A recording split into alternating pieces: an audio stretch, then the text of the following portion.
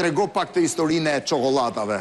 Atëre, kur kam pasur një restorant vogël, një miku im që ishte shef pran ambasadorit brazilian, më tha dhurata, tha unë bëj ca çokolata që quhen Brigadeiros. Brigadeiros është çokolata e famshme braziliane, dhe i thash Ilir Rysa, që është shef i njohur, ka qenë dhe këtu. I thash, po si mund ta, a mund ta krijojmë tash sepse po ka qenë në studio këtu.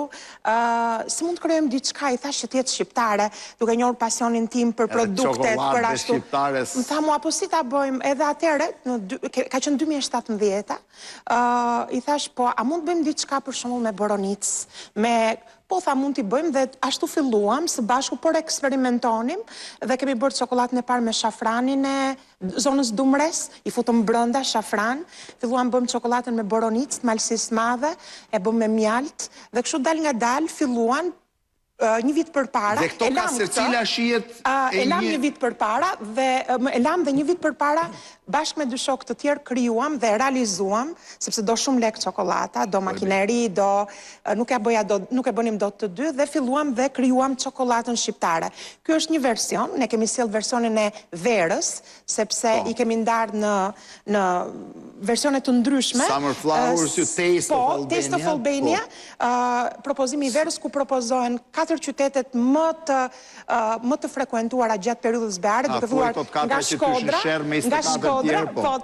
Shkodra, e kemi të vjeshta të tjera, nuk lëm asnjërin mangut, e kemi filluar me Shkodrën, që është ka boronicën e malësisë madhe, e quajtëm çokolata pralina Shkodra me Durrësin, që është prapë qytet dhe kemi bërë me verën Shesh i Zi, me Vlorën, me Kripën e Nartës dhe përfundoj me Sarandën me portokallin e Borshit.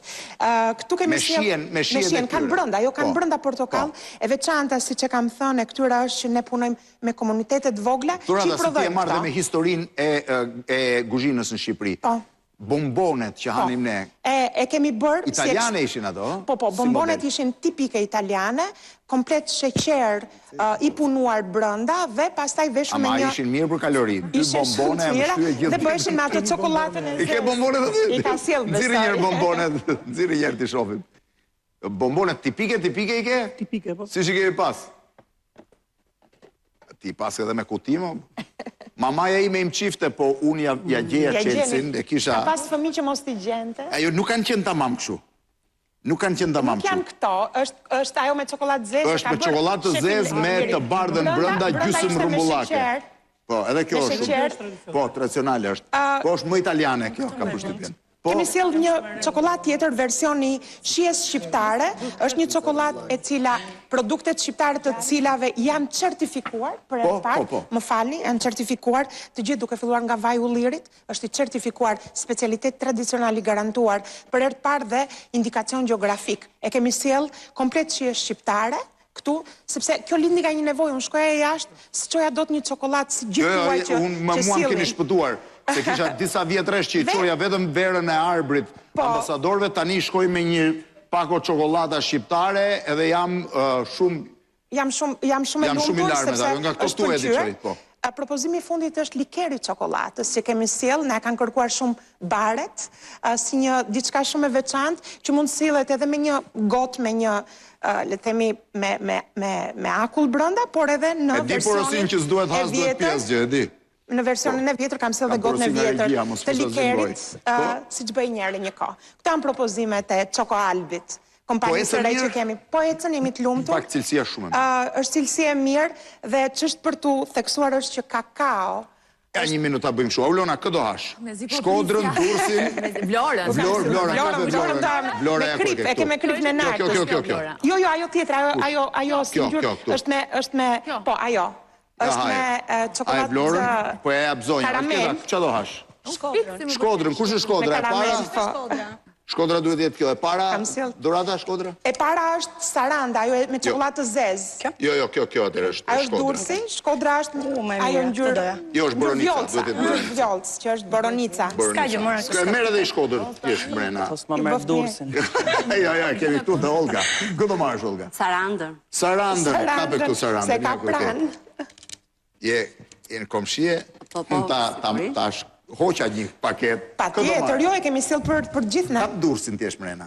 Dursi, kush ishte Dursi? Kjo. Jo, u falë, është Vlora kjo. Dursi është e fundit fare me verë. Okej, të të marrë. Më bërni të ju çokoladën. Ka Dursin me verë, shesh i zi, të tjerët mas emisionit, dhe gjithë porosin që ti vendos. Do të thënë, jeni të kënaqur me këto? Jemi fillimet tona, po jemi të kënaqur. Kemi punuar dhe me paketimin, që është shumë i rëndësishëm, ai shet më shumë në Shqipëri, akoma Dhe paketimi është shumë i vështirë, po vërtet. Blaza, erdi gjyshi nga Stambolli, filloi me kasatat, u bashku me kasatash italiane. Fillimisht fillu me agullore. Me agullore, do dërman, erdi. Gjyshi mësoj agullore në Turqi. Po? Dhe me të këthyre, vazhdoj Ndeti gjatë gjyshi në Turqi? Po rreth 4 vite. Po? Rreth 4 vite, e pan të arsyeshme që të ktheheshin dhe vazhdojnë biznesin e tyre. Fillimisht, siç tha dhe zotria e pasticërisë Sigël, mori një katabrik quheshin atëherë pajisjet që vazhdojnë dhe të sot. Po. Kuptohet, teknologjia ka avancuar, por ne përdorim akoma traditën e vjetër, ishte shumë e shtrenjtë dhe kuptohet vështirësitë Kam asaj qenë kohe. unë punishten tuaj, kam përshtypjen. Po, edhe? Dhe kështu vazhduan deri kohën e komunizmit, që pastaj u kthyen dhe vazhduan. Po ja morën njerë dyqanin, i hoqen nga Po, privat. e morën. Pa i vunë shumë tarifat shtrenjta dhe ato detyruan që të ktheheshin Shtetëror. punëtor shtetëror. Po prap kam përshtypjen gjyshi punonte me të njëjtin pasion se konsideronte si të vetën. Prandaj e mbajti emrin kaq shumë kasata. Dhe fati deshi që gjyshi me të mbaror komunizmi ishte gjallë akoma dhe mori sërish një dyqan. E mori prap. Jo pikërisht atë dyqan. Jo, po s'ka të më thënë. E palosi komunizmin gjyshi. Po, e palosi. Mirë, të paktën ka ikë pa pishman. Po. Dhe tani në Edhe Durrës... filloi kasatat që në 90-ën. Po qumush ku gjente atëherë? Qumshin nga fermerët të zonës. Është shumë e vështirë dhe në ditë të sotme. Jo, tani po atëherë... Atëherë... Do të qenë ditë vështira, për qenë i vogël disa më në mend. Nuk e mbaj mend. Por ditë të sotme, qumshi është, domethënë, është një asortiment shumë i vështirë për të gjendur, për arsye se edhe punëtorët ose më thanë ndryshe fshatarët janë duke u larguar. Po, a di edhe është problem në Shqipëri. Por sërish ne vazhdojmë domethënë me... Mi tregoj çik çfarë propozimi ke tash këtu? Atëherë un kam akulloren, dimër verë. Ky është akullorja. Po. Unë erdha vetëm me një propozim. Po s'ka që më mirë se pra në dimër verë akullore hajm, nuk e di është një hipotezë që... Si më dhe në dimër hanë akullore në Durrës? Po, doktori e këshillon dhe kur të dhëmin pyetje. Sa i modhje. Dhe kasatet që do të Kjo është kasata e famshme. Besoj ka njeri që se njeh që ka shku në plazh në Durrës dhe kasatën e Bllacës. I pas keni zvogluar që kreacionit, keni pas më të mëdha. Kur kam qenë i vogël ka qenë më të mëdha. Edhe në pistat e Durrësit ishin shumë famshme. Duke qenë se ka ardhur kjo periudha që duhet dobësohemi, duhet të mbajmë dietë. Jemi me Eduard Trokitje se doli nga situata. Ka bë. Ja, ne mendojmë për popullin. Ne mendojmë për popull. E mendoni, ë? Vazhdojmë ku shpërndanin zonën e Durrësit më shumë? Po në Durrës kryesisht dhe disa zona përreth, Shkozet, po themi, Kavaj dhe pak në Tiranë. Kemi hyrë vitet e fundit, po themi. Do më thënë, ju jeni rregull, jeni 80 vjet gati, apo jo? 86 vjet që prodhoni... Unë jam brezi 3, domethënë. Brezi 3 që i prodhoni kasatet. Merresh vetë, prodhon vetë? Jo, unë ndihmoj aty ke familja, domethënë. I derë qumshim vetë. Po.